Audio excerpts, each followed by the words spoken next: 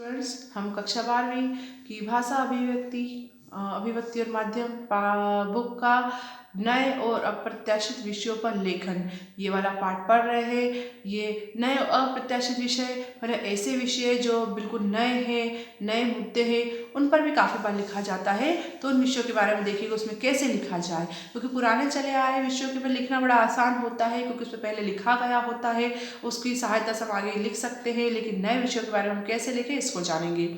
आपने पिछली फिल्म कब देखी थी? शायद हफ्ते भर पहले देखी हो या शायद महीने भर पहले देखी हो।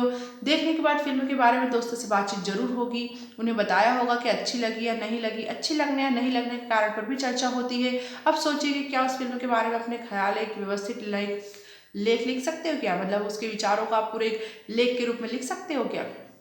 अगर आपने फिल्म सिनेमाघर में देखी है तो सिनेमाघर का पूरा माहौल आपकी जेहन में होगा। टिकट खिड़की पर लगी लाइन, उस लाइन में चलने वाली बतकही और ढेलम ढेल खाने पीने की चीज़ों में जगमगाते काउंटर, आगे की संभावित फिल्मों के चित्ताकर्षक पोस्टर जो आने वाली हैं, सिनेमाघर की लॉबी में अपनी खास महक वगैरह, ये सारी चीज़ें क्या आप स्मृति और अनुभव में उसे बसे उस सिनेमाघर को शब्दों के सहारे पन्नों पर उकेर सकते हैं क्या? तो आपने आज सुबह का अखबार देखा होगा, पूरा न भी देखा हो तो कम से कम खास खबरें तो जरूर सुनी होगी। उन खबरों को देखते हुए समाज की जो तस्वीर आपके सामने आती है, क्या आप उस पर लेख लिख सकते हैं क्या? और कहने की जरूरत नहीं है कि लेख की शक्ल उसे शब्दों के सहारे, जैसे कि अब मान लो हमने बोला ना कि आपको कोई भी लेख लिखने को आए कि अब देखिए आप देखिए कि अब जो हमारा जो अनुच्छेद लेखन होता है उसके विषय भी बिल्कुल बदल चुके हैं हमारे कक्षाओं में, कि अचानक से ऐसा विषय आ जाए कि मसूरी के रास्ते जाते हुए आपकी बस का खराब हो जाना, अचानक से आपकी बस के ऊपर डाकुओं का हमला हो जाना, ऐसे कोई मुद्दे जो अचानक से बनते हैं या किसी और घटना से बनते हैं, तो उनके ऊपर कुछ भी लिखना, उनके ऊपर बताना आपको। तो इस तरह के ही जो मुद्दे होते हैं जो नए नए होते हैं, जो पहले से लिखे गए नहीं होते हैं, उनके ऊपर कैसे लिख सकते हैं, आप क्या लिख सकते हैं क्या? कहने की जरूरत नहीं है कि लेख की शक्ल देना, उसे शब्दों के सहारे पन्नों पर उकेरना, ये सब ज़्यादातर लोगों के लिए खास मुश्किल काम होता है। हर कोई इस काम को नहीं कर पाता है, क्योंकि वो अपनी बात को, विचारों को लिखने में सक्षम नहीं होता है। अभ्यास की तरह हम सारी चीज़ों को रटते जाते हैं, लेकिन हम उसे अपने मन से लिखना, उन हालातों को, शब्दों को देना हम नहीं सीख पाते हैं। जाहिर है लेखन का आशय यानी यांत्रिक हस्तकौशल से नहीं है, उसका आशय भाषा के सहारे से कोई चीज़ के विचार, अपने विचारों को प्रकट करना होता है, व्याकरण का शुद्धिकरण होता है। याद रखें, भाषा विचार और अभिव्यक्ति का वो माध्यम नहीं है, स्वयं विचार करने का साधन भी है। विचार करने और उसे व्यक्त करने का ये प्रक्रिया निबंध में चिर परिचित विषयों के साथ आमतौर पर घटित नहीं हो पाती है।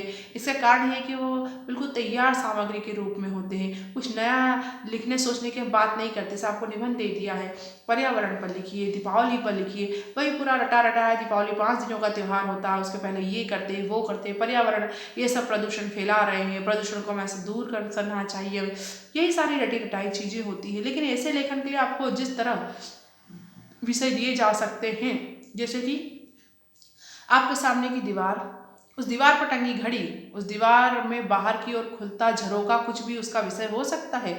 ऐसे विषय भी हो सकते हैं जिनमें उनके मुकाबले खुलापन थोड़ा कम हो, फोकस अधिक स्पष्ट, जैसे टीवी धारावाहिक में स्त्री बहुत जरूरी है, शिक्षा इत्यादि। यह जितने विषय झटके में सुझा दिए गए हैं, जाहिर है बहुत अलग अलग प्रकृति के हैं।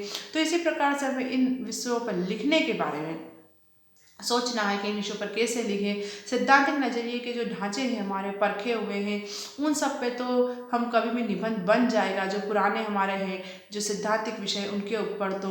लेकिन इसलिए हम उसे एक सामान्य नाम देंगे लेख, ताकि आपको ऐसा न लगे कि हम आप किसी विद्या विशेष के भीतर ही लेखन का दबाव बना रहे हैं। मतलब जो हम नए टॉपिक के ऊपर बात कर रहे हैं, नए विषयों के ऊपर आपको निबंध लिखने की बात कर रहे हैं, उसे लेख का नाम देंगे। अब सवाल है कि ऐसा लेख प्रस्तुत करने की चुनौती सामने हो तो हमको क्या करना चाहिए। मतलब आपको परीक्षा में ऐसा प्रश्न आ गया है कि मसूरी के रास्ते जाते हुए आपकी बस खराब हो गई है, तो इस प्रकार से अगर कोई भी टॉपिक आपको विषय दे दिया गया है तो आप क्या करेंगे। कहने की जरूरत नहीं है कि लिखने का कोई फार्मूला आज तक दुनिया में बना ही नहीं है। अगर फार्मूला होता तो कंप्यूटर हमारे मुकाबले बेहतर लेखक साबित होता। फार्मूला कंप्यूटर फिट कर देता, फटाफट वो किताबें छाप देता और उपन्यास कहानी लिख देता। बस तो लेखन एक रचनात्मक शैली होती है, रचना होती है, आपकी खुद की कला होती है ना। तो वो आपको खुद अचानक आपके सामने जो विषय आता है उसको, उस विषय के आधार पर ही आप उस विषय की मदद से ही लिख सकते हो। अव्वल तो ये ध्यान रखने की बात है, सबसे पहले तो ये बात ध्यान रखने की जरूरत है कि लेखन में विषय दो खंभों के बीच में रस्सी के साथ बंधा नहीं होता है। इस पर चलते हुए हम एकदम भी इधर उधर रखने का जोखिम नहीं उठा सकते हैं। वो खुले मैदान की तरह होता है। मतलब हमारे जो विषय है वो ऐसा है कि दो खंभे हैं, उनके बीच में रस्सी बनी, उसमें हमारा विषय है। मतलब हम विषय से भटक नहीं सकते हैं। मतलब हमें विषय से भटकना नहीं है, विषय को पकड़े रखना है और अपने विषय के साथ साथ अपने लेख को आगे बढ़ाते हुए चलना है। हाँ, अपेक्षाकृत स्पष्ट फोकस विषय मिलने पर वस्तुतः टीवी धारावाहिक में स्त्री इस विचार प्रवाह में थोड़ा नियंत्रण रखना पड़ता है। इन पर लिखते हुए विषय व्यक्ति व्यवस्थित स्थिति हम उपेक्षा नहीं कर सकते हैं। इसलिए बहुत खुलापन रखने वाले विषयों पर अगर आप शताधिक कोणों से विचार करते हैं, खुलापन मतलब जो सबके लिए खुले हुए विषय हैं उनके ऊपर अगर आप ध्यान से विचार करते हैं तो उनमें अलग अलग तरह के केंद्र बिंदु आपको मिलेंगे और आपको सोचने की बहुत छूट मिलेगी उसमें। लेकिन स्वाभाविक से थोड़ा सा कम होता है। लेकिन इतना तय है कि किसी भी विषय पर एक ही व्यक्ति के जहन में कई तरह की सोचने की प्रवृत्ति आती है। एक ही विषय पर व्यक्ति तरह तरह से सोचता है, उसकी सोच अलग अलग हो सकती, अलग अलग बिंदुओं से हो सकती, अलग अलग कोणों से हो सकती। तो आपको उन सारी बातों के बारे में विशेष तौर से सोचना है, विचार करना है और अपने विचारों को प्रवाह के तरीके से, क्रम के रूप में, क्रमबद्ध रूप से उसको अभिव्यक्त करना है, सुसंबद्ध करना है, सुसंगति देनी है, बेहतर तरीके से समझ में आए सामने वाले को, ऐसा लिखना है।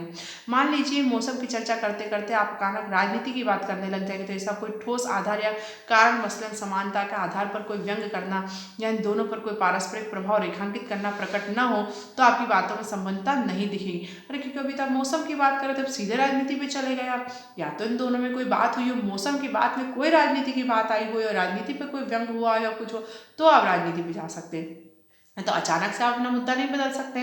तो इन बातों का हमें ध्यान रखना होता है। साथ ही साथ यह भी उल्लेखनीय है कि सामान्य निबंध या आलेख प्रश्नोत्तर में जहाँ मैं शैली का प्रयोग वर्जित होता है, वहीं इस लेखन में मैं की आवाजाही बेरोटक चलती हुई, कि मैं वहाँ जा रही थी, अचानक से ये हुआ वो हुआ, फिर मैंने ये देखा, मैंने वो समझा, या ऐसी कोई चीज़ें जो होती है उसको बिल्कुल आप इस्तेमाल कर सकते हो। आइए अब आपके सामने कुछ नमूने पेश करते हैं। सबसे पहले हमने 3 नमूने, एक ही विषय दीवार घड़ी पर।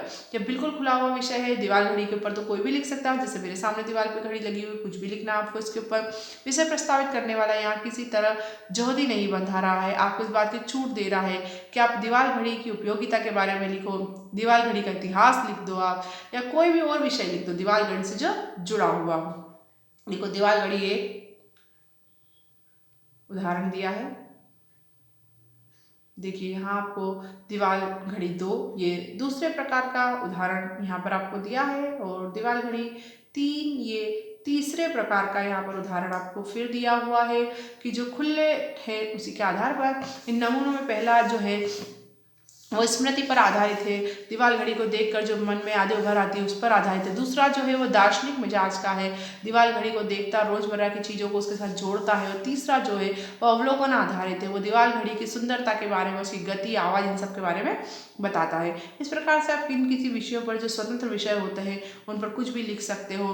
कोई भी नए विषय, हमारे जातिवाद का जहर है, मतलब स्त्रियों के बारे में बात करें, हम लोग स्त्रियों का समाज में स्थान है, उस बारे में बात करें, तो ऐसे बहुत से मुद्दे होते हैं जिनके बारे में हम आसानी से लिख सकते हैं। बस आपको यही ध्यान रखना है कि अब जो आपको निबंध वाला पुराना तरीका चला आ रहा था उससे बाहर आना है, और कोई भी ज्वलंत या नया विषय आपके सामने आ सकता है और आपको उस पर लेख लिखने के लिए सिर्फ अपने विचारों को खोलना है, और जो भी विचार आप उस पर लिखें बस वो सीधी लाइन में होना चाहिए, जो मुख्य बिंदु से भटकना नहीं चाहिए। आशा है आप आसानी से अब लेख लिखना सीख चुके होंगे। धन्यवाद।